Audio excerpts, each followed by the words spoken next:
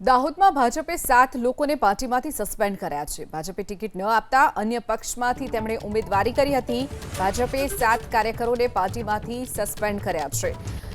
Ticket ન મળતા 7 જેટલા જે ઉમેદવારો છે તેમણે અપક્ષમાંથી ઉમેદવારી કરી હતી। ભાજપના 7 કાર્યકરોને પાર્ટીમાંથી સસ્પેન્ડ કરવામાં આવ્યા છે। તેઓએ ટિકિટ માટેની ઈચ્છા વ્યક્ત કરી હતી, પરંતુ પાર્ટીએ ટિકિટ ન આપતા આખરે 7 ઉમેદવારો જે હતા તેઓએ અપક્ષમાંથી ઉમેદવારી કરી, જેને લઈ અને 7 કાર્યકરોને ભાજપે પાર્ટીમાંથી સસ્પેન્ડ કર્યા છે। ભાજપે 7 કાર્યકરોને પાર્ટીમાંથી સસ્પેન્ડ કર્યા છે। ટિકિટ ન મળતા 7 જેટલા જે ઉમેદવારો છે તેમણે અપક્ષમાંથી ઉમેદવારી કરી હતી। ભાજપના 7 કાર્યકરોને પાર્ટીમાંથી સસ્પેન્ડ કરવામાં આવ્યા છે।